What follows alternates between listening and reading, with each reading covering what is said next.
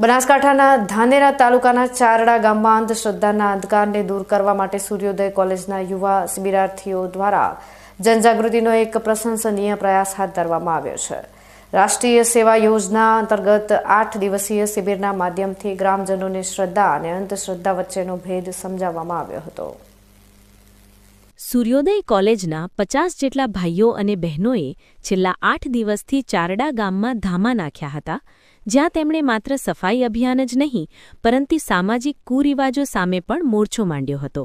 ગ્રામીણ વિસ્તારોમાં અંધશ્રદ્ધાના કારણે અનેક પરિવારો આર્થિક અને શારીરિક રીતે પાયમાલ થતા હોય છે, જે બાબતને ધ્યાને રાખીને શિબિરાર્થીઓએ રાત્રિ કાર્યક્રમ દ્વારા અંધશ્રદ્ધા પાછળના વિજ્ઞાનને લોકો સમક્ષ ખુલ્લું પાડ્યું હતું। આ કાર્યક્રમમાં ધૂતારા અને લેભાગુ તત્વો કઈ રીતે લોકોની લાગણી સાથે રમે છે તેનો જીવંત ચિતાર આપવામાં આવ્યો હતો, જેમાં નારિયેળમાંથી ચૂંદડી કાઢવી, જીભમાંથી ત્રિશૂળ પસાર કરવું, હથેળીમાંથી કંકુ લાવવું અને ઉકળતા તેલમાંથી હાથ વડે પૂરીઓ બહાર કાઢવી જેવી ચમત્કારિક લાગતી બાબતો પાછળના વૈજ્ઞાનિક રહસ્યો સમજાવવામાં આવ્યા હતા।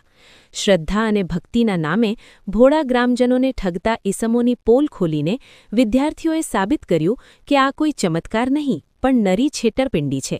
ગામની જાહેર જગ્યાઓની સફાઈ કરીને સ્વચ્છતાનો સંદેશ આપવાની સાથે આ યુવાનોએ સમાજ સુધારણાનું પણ ભગીરથ કાર્ય કર્યું છે। કોલેજના પ્રિન્સિપાલ રૂપાભાઈ પટેલ અને અન્ય અગ્રણીઓની હાજરીમાં આ શિબિરનું સફળ સમાપન થયું હતું, જેમાં મોટી સંખ્યામાં ગ્રામજનોએ ઉપસ્થિત રહીને આ વૈજ્ઞાનિક પ્રયોગો નિહાળ્યા હતા અને અંધશ્રદ્ધામાં ન ફસાવા માટેના શપથ લીધા હતા।